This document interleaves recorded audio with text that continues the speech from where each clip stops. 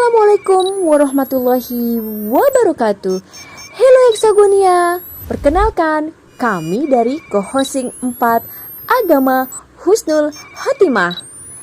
Project passion kami yaitu Quran and Answer, di mana dikemas dengan menarik dari Quran Journaling. Pada kesempatan pertama kali ini, kami akan memaparkan surat Al-Furqan ayat 74. Di sana akan dijelaskan pembacaan ayat, kemudian terjemahan ayat, tahsin, tafsir, dan juga tadabbur Quran yang dibagi menjadi bagian parenting, motivasi, dan juga ruqyah syariah. Yuk kita simak. Jangan lupa kita mulai dengan Bismillahirrahmanirrahim. A'udzu billahi minasyaitonir rajim. Bismillahirrahmanirrahim. Walladzina yaquluna rabbana hab lana min azwajina wa dhurriyyatina qurrata a'yunin waj'alna lil muttaqina imama. Shadaqallahul azim. Dan orang-orang yang berkata, "Ya Tuhan kami, anugerahkanlah kepada kami pasangan kami dan keturunan kami sebagai penyenang hati kami, dan jadikanlah kami pemimpin bagi orang-orang yang bertakwa." Maha benar Allah dengan segala firman-Nya. Saya, Nana, yang akan membahas hukum-hukum bacaan yang ada dalam ayat ini. Saya hanya akan bahas satu hukum bacaan saja, yaitu mad tabi'i. Adapun hukum-hukum bacaan lainnya insya Allah akan kami bahas di sesi-sesi berikutnya. Mad tabi'i, mad berarti panjang, tabi'i berarti alami atau biasa, yaitu panjangnya 1 alif atau 2 harokat. Jadi mad tabi'i ini adalah hukum bacaan panjang yang dibaca panjang biasa, yaitu 1 alif atau 2 harokat. Nah, hukum mad tabi'i berlaku ketika ada tanda baca fathah bertemu dengan alif. Yang kedua, tanda baca kasroh bertemu dengan ya sukun. Yang ketiga, tanda baca domah bertemu dengan waw sukun. Contohnya, nuhiha, nu tanda baca domah bertemu dengan waw sukun. Hi tanda baca kasroh bertemu dengan ya sukun. Ha tanda baca fathah bertemu dengan alif. Nah, masing-masing tersebut adalah mad tabi'i dan dibaca panjang 1 alif atau 2 harokat. Nah, sekarang kita masuk ke ayat 74 dari surah Al-Furqan. A'udzu billahi minasyaitonir rajim. Bismillahirrahmanirrahim. Walladzina, dzi mad tabi'i karena ada tanda baca kasroh bertemu dengan ya sukun. Walladzina yaquluna, kuluna, ku tanda baca doma bertemu dengan waw sukun mad tabi'i. Lu tanda baca doma bertemu dengan waw sukun mad tabi'i. Rabbana, ro tafkhim. Na mad tabi'i. Hab lana, hab qalqalah sugro. Lana na mad tabi'i. Min azwajina, nun sukun bertemu dengan alif idhar halqi. Azwajina, wa mad tabi'i. Azwajina, na mad tabi'i. Wa dzurriyyatina, ro tarkik. Wa dzurriyyatina, na mad tabi'i. Qurrata, ro tafkhim. Qurrata a'yun, qurrata a'yuniu tanda baca kasrotain bertemu dengan waw idgham bi gunnah. A'yuniu waja'alna, qalqalah sugro. Waja'alna na mad tabi'i lil muttaqina memiliki mad tabi'i, imama, mad tabi'i, imama. Yang terakhir ada tanda baca fathatain di akhir kalimat dengan panjang satu alif, sehingga fathatainnya diganti menjadi fathah dan dibaca panjang satu alif atau 2 harokat, yaitu hukum bacaannya mad iwad. Kali ini saya akan membahas tahsin, makhraj huruf, dan sifat huruf dari salah satu huruf yang terdapat dalam surat Al-Furqan ayat 74, yaitu huruf qaf. Namun sebelumnya, mari kita bahas dulu apa itu makhraj huruf. Makhraj berasal dari kata kharaja yang artinya keluar, lalu dirubah menjadi isim makan makhraj yang artinya tempat keluar. Jadi makhraj huruf artinya tempat keluarnya huruf, lalu dijamakkan makhorijul huruf yang artinya tempat-tempat keluarnya huruf. Makhorijul huruf dibagi menjadi 5 bagian. Yang pertama adalah al-jauf, artinya rongga mulut. Yang kedua adalah al-halq, artinya tenggorokan. Yang ketiga asyafatan, yang artinya 2 bibir. Yang ketiga al-lisan, yang artinya lidah. Dan yang kelima al-khaisum, yang artinya rongga hidung. Kali ini makhraj qaf yang akan kita bahas. Makhraj qaf adalah berasal dari pangkal lidah yang dekat tenggorokan dengan mengangkat ke atas langit-langit mulut. Contohnya qaqiqubaq, quqang qani qaqana minal muqni maqiqang qaniqa. Itu contoh pengucapan huruf qaf. Nah, selanjutnya mari kita bahas mengenai sifat huruf qaf. Sifat huruf itu yaitu karakter yang menempel atau melekat pada setiap huruf hijaiyah. Sifat ini ada sifat yang berlawanan, juga ada sifat yang tidak berlawanan. Di setiap huruf hijaiyah ada 5 sifat paling sedikit dan ada 7 paling banyak. Untuk huruf qaf sendiri memiliki 6 sifat. Yang pertama, secara nafas itu huruf qaf adalah al-jahr. Al-jahr artinya dia jelas. Jelas maksudnya itu pengucapannya tanpa mengeluarkan hembusan nafas. Bagaimana bisa tahu kalau mengucapkan huruf tanpa ada hembusan nafas? Itu bisa kita pasang tangan kita. Jika masih kerasa ada angin, berarti itu masih keluar nafas. Kalau qaf, itu benar-benar tidak ada nafas yang mengalir. Qa. Selanjutnya adalah sifat dari segi suara, artinya syiddah. Dari segi suara, qaf memiliki sifat syiddah. Maksudnya apa? Yaitu pengucapan huruf qaf itu disertai dengan tekanan qa, qi.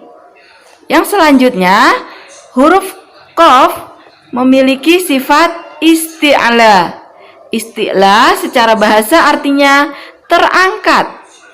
Apa yang terangkat? Yaitu pengucapan huruf disertai dengan terangkatnya lidah ke langit-langit. Yang selanjutnya adalah infitah. Infitah dari segi pertemuan lidah dan langit-langit yaitu infitah. Infitah artinya terbuka. Sedangkan menurut istilah adalah pengucapan huruf yang disertai dengan menjauhnya lidah dari langit-langit. Yang keempat, yang terakhir, yang kelima, dari segi susah dan mudahnya mengeluarkan huruf itu. Ismat adalah tertahan, yaitu ketika mengucapkan huruf qaf itu tertahan pengucapannya, relatif sulit ya, kok kayak tertahan ya. Selanjutnya sifat terakhir adalah sifat khusus huruf qaf, yaitu qalqalah yang artinya bergetar atau mantul. Yaitu secara istilah pengucapan huruf qaf disertai dengan getaran pada suara sehingga terdengar suara itu kuat. Demikian tadi pembahasan tentang sifat dan makhraj huruf qaf. Ada beberapa kesalahan ketika kita mengucapkan huruf qaf.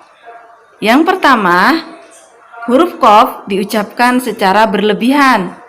Contohnya qala, qaila. Jadi huruf qaf itu tidak usah diucapkan secara berlebihan, cukup qala, qala. Nah, yang selanjutnya adalah bibir ketika mengucapkan huruf qaf itu membentuk atau membulat seperti kita menyuarakan huruf o, ko, ko. Jadi harusnya ketika kita mengucapkan huruf ko itu bibir tidak usah membulat atau tidak usah monyong, karena huruf qaf itu bukan huruf bibir tapi huruf pangkal lidah. Yang kesalahan selanjutnya ketika mengucapkan huruf qaf yaitu pada saat dia dikolkolahkan atau dimatikan, yaitu seolah-olah pada huruf qaf yang dimatikan itu ada hamzah yang disukun. Contohnya al-falaq, al-falaq.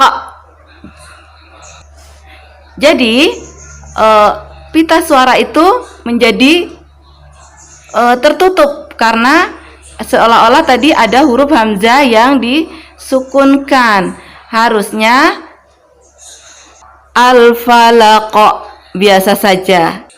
Baik, itu tadi adalah kesalahan-kesalahan ketika membaca huruf qaf. Tafsir Ibnu Katsir dari surat Al-Furqan ayat 74. Firman Allah Subhanahu wa taala, "Dan orang-orang yang berkata, 'Ya Tuhan kami, anugerahkanlah kepada kami pasangan kami dan keturunan kami sebagai penyenang hati kami.'" Mereka adalah orang-orang yang memohon kepada Allah agar dikeluarkan dari sulbi mereka keturunan yang taat kepada Allah dan menyembahnya semata tanpa mempersekutukannya. Ibnu Abbas mengatakan bahwa mereka ingin memperoleh keturunan yang selalu mengerjakan ketaatan kepada Allah sehingga hati mereka menjadi sejuk melihat keturunannya dalam keadaan demikian, baik di dunia maupun di akhirat.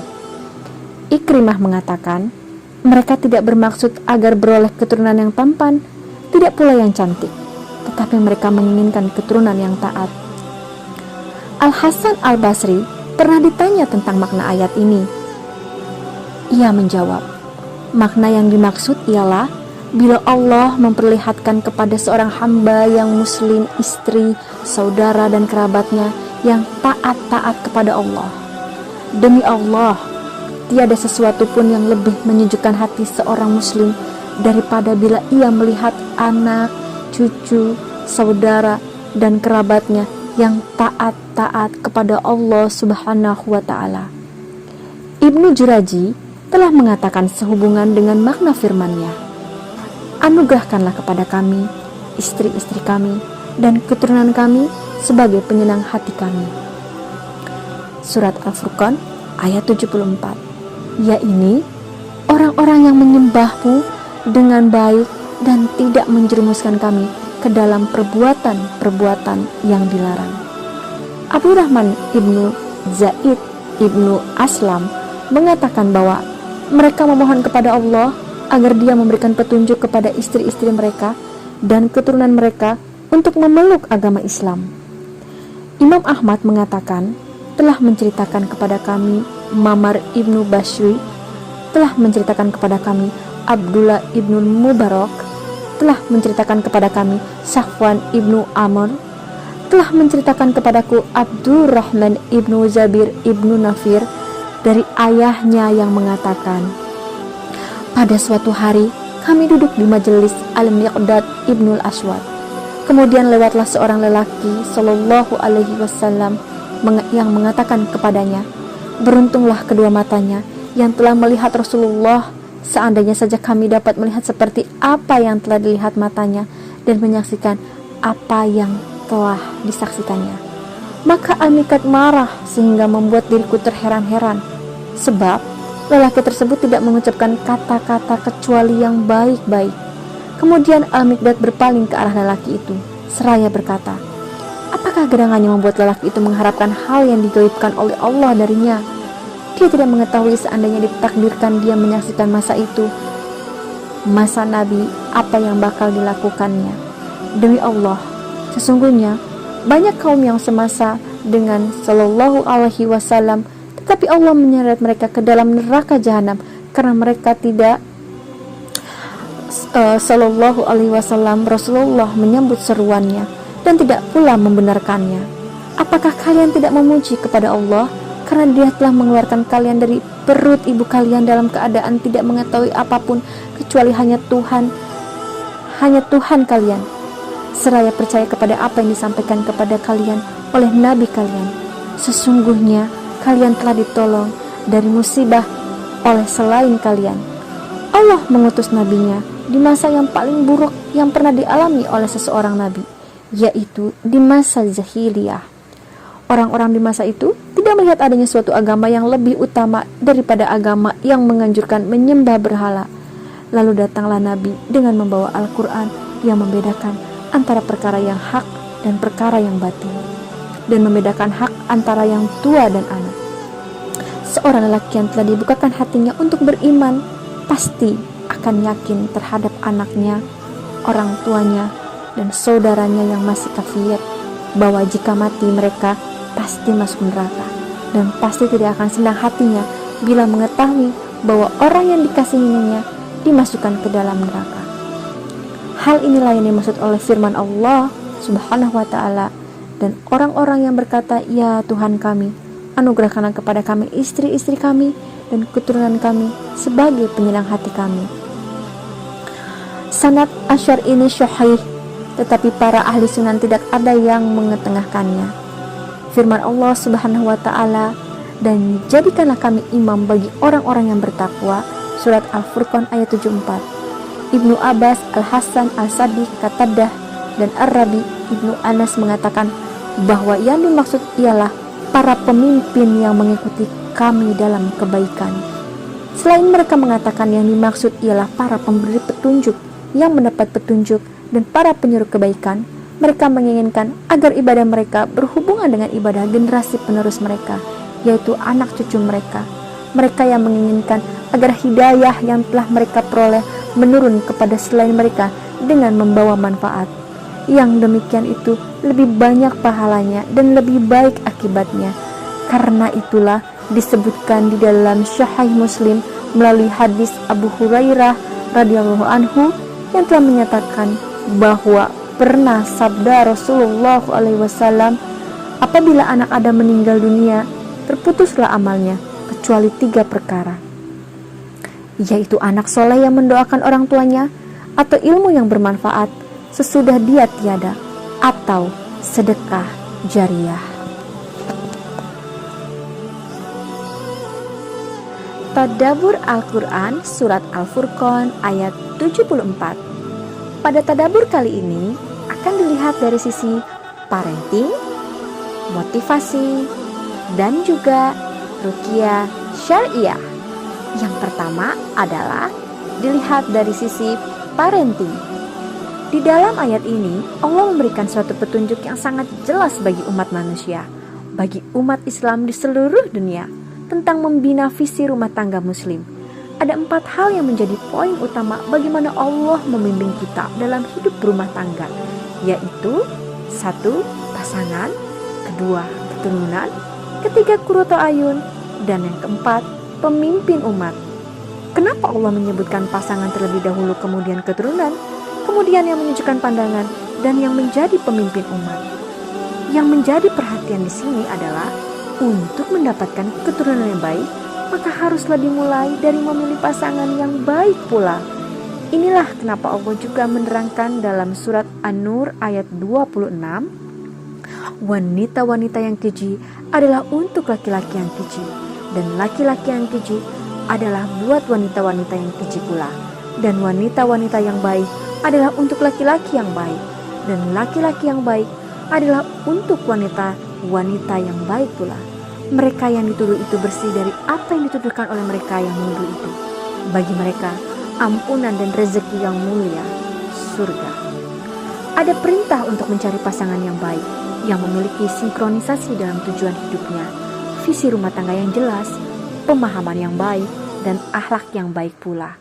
Karena jika hal ini dilanggar, kemungkinan untuk mendapatkan keturunan yang baik akan sangat sulit.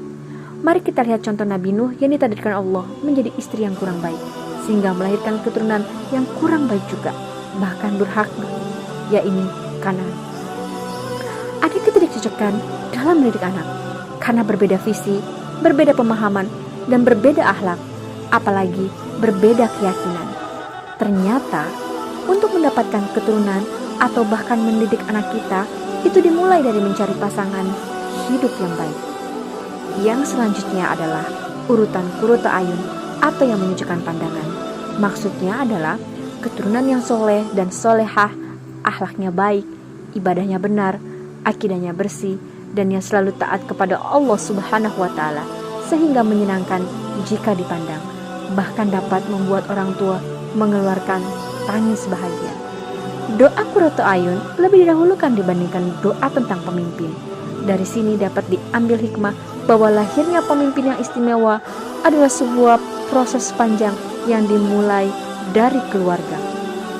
Keturunan yang Qurratu ayun seperti yang diharapkan oleh Allah dan Rasul-Nya, kelaklah yang diharapkan menjadi pemimpin umat, seperti yang dicontohkan Umar bin Khattab ketika beliau hendak mengangkat seorang pemimpin di Bani Aslam, tetapi dibatalkan karena sikap calon pemimpin tersebut yang tidak menunjukkan rasa kasih sayang kepada keluarganya. Jadi, ketika seorang ingin menjadi pemimpin, harus dites terlebih dahulu keluarganya. Apakah baik dalam berkeluarga, menjadi panutan, atau tidak baik, atau bahkan menjadi yang dibenci. Seperti Fir'aun yang istrinya saja berdoa agar dilindungi dari kejaliman Fir'aun. Yang seperti ini tidak layak menjadi pemimpin. Urutan doa yang terdapat dalam surat Al-Furqan ayat 74, Allah abadikan sebagai petunjuk untuk menjadi pelajaran dan pedoman dalam melahirkan keturunan yang Qurratu ayun dan pemimpin-pemimpin bagi umat yang bertakwa. Sehingga jika dalam perjalanan berumah tangga kita dapati kondisi yang membuat hati tidak tenang, tidak nyaman, atau bahkan bersedih karena sikap keturunan, maka prosesnya dimulai dari harmonisasi dengan pasangan. Keluarga-keluarga yang berhasil melahirkan keturunan yang Qurratu ayun akan menciptakan umat yang bertakwa, sehingga doa minta dijadikan pemimpin bagi orang-orang yang bertakwa memiliki kedudukan yang lebih spesial, karena pemimpin orang-orang yang bertakwa pastilah bukan sembarang orang. Dia adalah orang terbaik dari yang terbaik, sebagaimana Rasulullah menjadikan pemimpin bagi umatnya, sebagaimana para khulafaur rasyidin menjadi pemimpin dari generasi terbaik. Sedangkan tadabbur ayat surat Al-Furqan ini, ayat 74, jika kita lihat dari motivasi, Ayat ini merupakan kelanjutan dari ayat sebelumnya yang menyebutkan sifat-sifat terpuji dari seorang hamba, yaitu salah satunya adalah yang berdoa memohon kepada Allah agar dikaruniai pasangan yang baik dan anak cucu keturunan yang menyejukkan hati untuk memohon dijadikan pemimpin bagi orang-orang yang bertakwa. Ayat ini menjelaskan untuk menjadi pemimpin bagi orang-orang yang bertakwa. Pemimpin dalam hal ini adalah kebaikan itu dapat diwujudkan dengan memulainya dari lingkup terkecil, yaitu keluarga. Dengan pondasi awal adalah memilih pasangan yang baik. Dan untuk mendapatkan pasangan yang baik, tentunya kita pun layak senantiasa berusaha menjadikan diri kita baik terlebih dahulu, semata-mata untuk mencapai ridho Allah Subhanahu wa Ta'ala, agar Allah pun berkenan memberikan kita pasangan yang baik dan anak keturunan generasi yang baik. Sebab perbaikan itu dimulai dari diri sendiri terlebih dahulu. Ketika kita ingin menjadi pemimpin bagi orang-orang yang bertakwa, maka hendaklah kita menjadikan diri kita terlebih dahulu sebagai orang yang senantiasa berupaya untuk bertakwa. Maka ishalul nafs dan tazkiyatun nafs menjadi sesuatu yang mutlak untuk mencapai misi sebagai pemimpin orang-orang yang bertakwa. Dan yang terakhir, tadabbur surat Al-Furqan ayat 74 dilihat dari sisi yaitu ruqyah syariah. Dilihat dari tadabbur ruqyah syariah bahwa ayat ini adalah doa agar kita diberi keturunan dan pasangan yang baik, pemimpin bagi orang-orang yang bertakwa. Namun pada kenyataannya tentulah tidak mudah. Banyak proses yang dilalui, ada kalanya banyak tantangan, hambatan, sehingga tujuan itu belum terwujud. Ruqyah syariah hadir, bekerja, melacak, mencari penghalang-penghalangnya, di mana semua penghalang kebaikan itu bisa jadi dari gangguan jin, setan, dan dosa-dosa kita. Ruqyah syariah membantu kita untuk membersihkan diri, mengevaluasi dosa-dosa di masa lalu, dan mentaubatinya, sehingga harapannya tujuan memiliki keluarga yang islami. Demikianlah tadabbur dari surat Al-Furqan ayat 74, di mana kami mentadaburi dari sisi parenting, motivasi, dan juga ruqyah syariah.